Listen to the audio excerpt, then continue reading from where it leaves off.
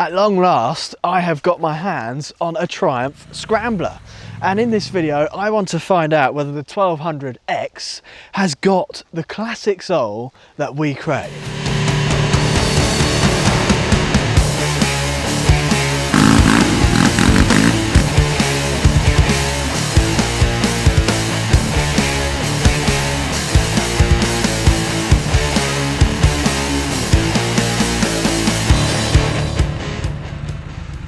Now this is the first time I've ridden a Triumph Scrambler, and I did want to start with the 900, but they didn't have the 900 available until after this, so we've got this first. So I'm doing it the wrong way round, unfortunately. And I didn't really know what to expect because obviously I've never ridden one, and we haven't really had a Triumph Scrambler on the channel for quite some time actually. It's been a long time since we've rode one, and initially, I mean, I think this is a good looking bike. It's got that sort of retro, blimey hell, the sun's come out, I can't see. It's got the retro styling. It's good looking, it definitely is. And I thought it would look bigger than it is in the flesh, but it's not too big. I think the previous, was it the XC, was much taller. And that, the XE, yeah, that was huge. Do they still do the XE? XE, but not XC. So they still do the really big one? Yeah. Okay, so you can get that massive one, but this one I suppose would be more suitable for people who are shorter than me because they'd still be able to touch the floor, whereas I have heard people say that the XE, they can't touch the floor on it if they're below 6 foot. But yeah, initial impressions, I think it looks very nice, but we'll come on to some flaws in a second. As I sit here, this exhaust is ever so hot, but because it's quite a cold day, it's quite nice, but they do get hot. Now, Scramblers originated way back, way back before even I was born. Essentially, they now call it motocross. So my dad used to say, let's go and watch a scramble all those years ago. And they'd get what was essentially a road bike, strip it down, put some knobbly tyres on it and go and race it. That's how they started out. And Scramblers have evolved today to become a slightly different beast, especially ones like this. They're more of a road biased Scrambler. I wouldn't want to take this off-road. It's got way too much power. Off-road, you don't need a lot of power. Even Darcy's Bear 650's got too much power off-road. It's not the right sort of power delivery, etc. So really, if you're looking at a Scrambler, you want a kind of a posy bike you can go along and look cool on. It will go down a farm track, but I wouldn't do anything more than that on one. Even with knobbly tyres, it's way too powerful for that sort of thing. So it's a Scrambler by name, but not really a Scrambler by nature. I have ridden other Triumphs with the 1200 engine, and in this bike, it doesn't sound as good as it does in, for example, the Speedmaster. That's got a really nice sounding exhaust for a standard motorcycle. This one is a little bit too quiet in my opinion, and I do like a loud exhaust, but there's a lot to this exhaust. It's a big bulky thing and it is right by the side of your leg, so in the summer I think you would find it a bit annoying. It probably would burn your leg a bit.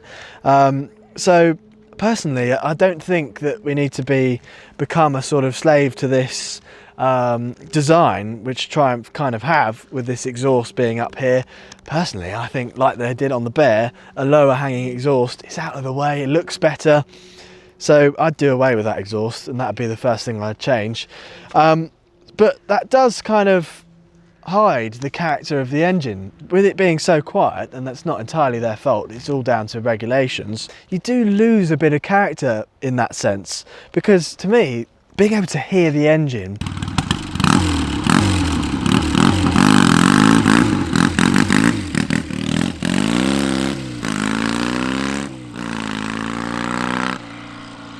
is a massive part of the experience, but also this sort of design of the exhaust I think is sort of, I mean, it's a bit too much going on.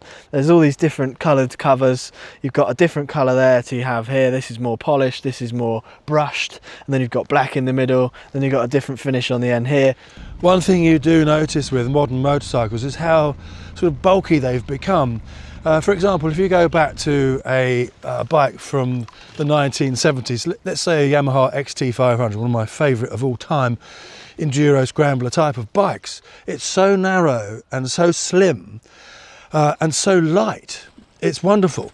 Whereas bikes today have got sort of chunkier and chunkier and chunkier, and they've become quite bulky things to ride. So as I said, for off-roading, you want as light as possible. So that does sort of negatively impact how you would use this bike in all different situations.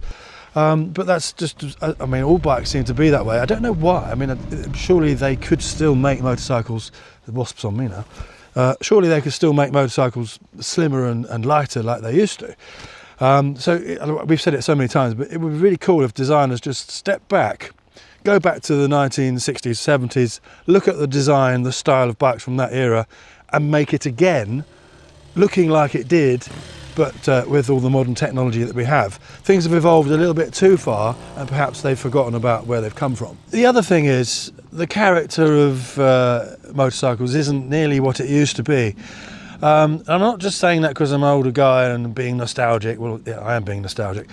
But, you know, a Triumph from 1970 or 1969 or whatever had a twin cylinder, 360-degree crank, so both cylinders move up and down at the same time, but fire separately.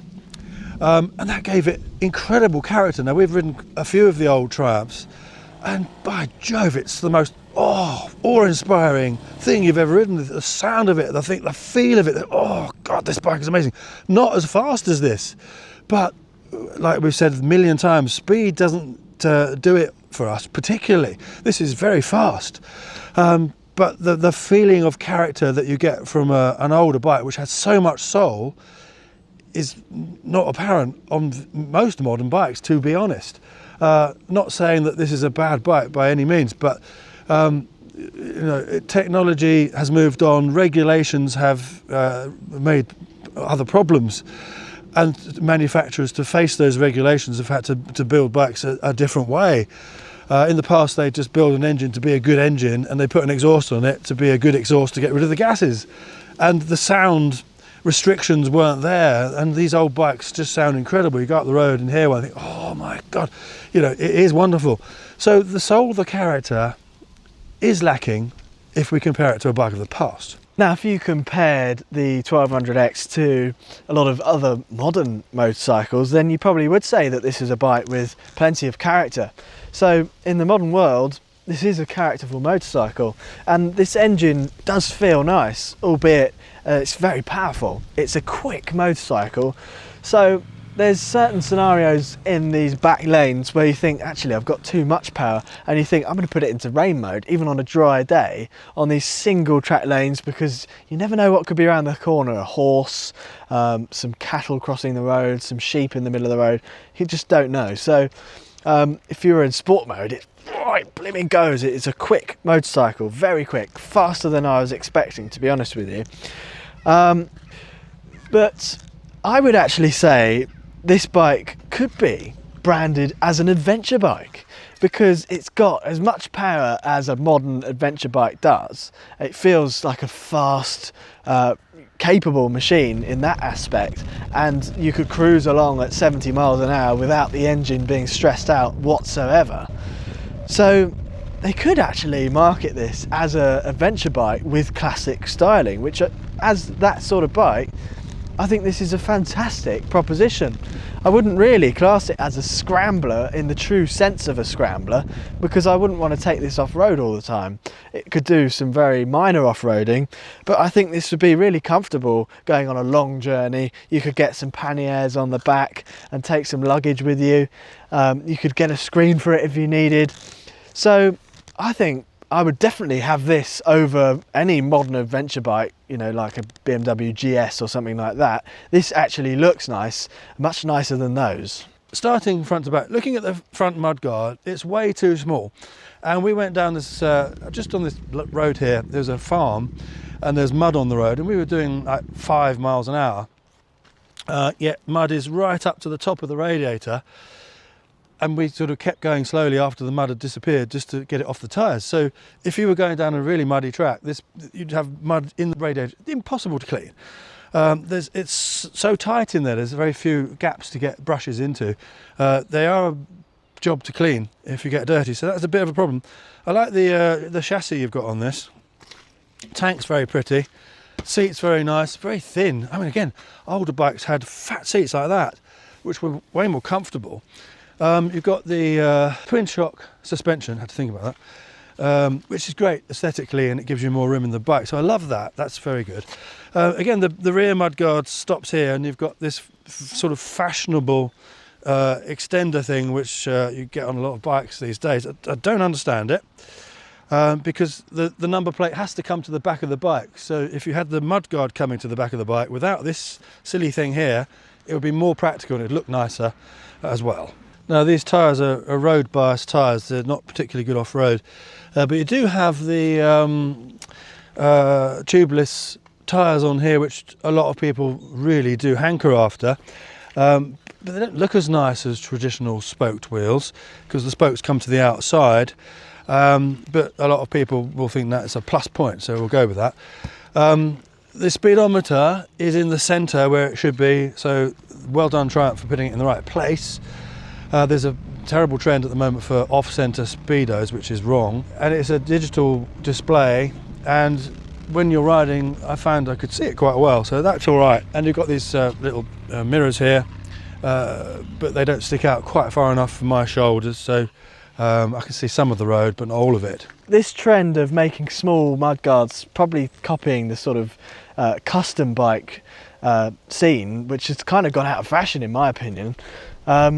I think that trend needs to end and we need to get proper mudguards, but we go on about that all the time, but it's true, it's a fact.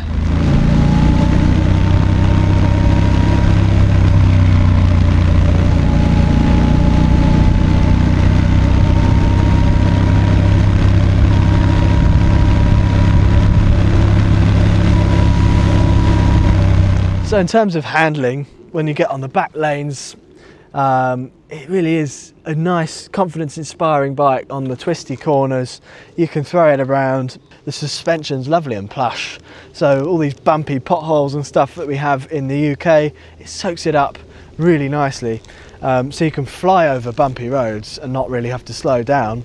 And obviously, if you get on a really tight country lane like we're on now, you just stick it in rain mode and it dulls the bike down a bit. It's got 3 modes, this bike.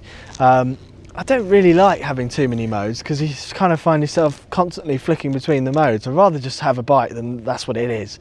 But having one mode being like normal mode and rain mode, I think can be a good idea on a powerful bike like this, because if it gave you all of its power all the time, it would be too much on a rainy day. Now, in terms of the handling on a bike of this sort, if you look at old, what we call motocross bikes now, enduro bikes, scramblers, old ones, the XT500 for example, from 1970s, the rake on the forks was about 30 degrees. They come out much more like that. And I think on this sort of bike, if you're riding along and you just want to turn off the road and just go across something like this, you know, whatever it might be, even a road verge or whatever, that gives you so much stability that the bike will handle it way better than these steeper rakes, which give you more turning ability on the road, the sharper steering. But I love that laid back feel. A Triumph engine in a Rickman Metisse, for instance. Again, you've got the raked out forks and it just goes along like, and it just feels brilliant. You can just turn off the road and anywhere you like. This, you think, got to be a little bit careful. It feels like it's going to be a little bit more like that. Again, I'm being nostalgic, but that's the benefit of experience, isn't it? Having ridden many bikes for many years, and recently we've been testing a lot of classic bikes, it gives you an overall feel of what motorcycling is all about, where it's come from and where it's gone to. And it doesn't have to keep going in one direction. There's nothing wrong with sort of taking a step back and thinking again, and where could we go from where we have been? If you fancy subscribing to us, please do. If you like classic bikes, modern classic bikes, reviews and motorcycle lifestyle, you're in the right place. So back to the question at the start of the video, does this bike deliver the classic soul that we crave? And I'd have to say the answer to that would be no, to be honest with you. It doesn't quite deliver that classic feel with all that character and soul that you get from an older Triumph. But if you want a motorcycle that has all the modern capabilities, really behaves like a modern motorcycle, but with more on the classic side looks, then they are a great choice. They feel like a very refined, modern motorcycle to ride, but they do look much nicer than a lot of modern motorcycles. So I think that's why Triumphs have such a broad appeal, because they're easy to ride, they're very smooth, they're very good handling, they're very modern, they've got all the modern technology, all the mod cons that you'd want, but they look pretty damn nice. So if that's something you want, then this would be a fantastic bike. But if you want loads and loads of character, then it might be worth looking at something a little bit more classic.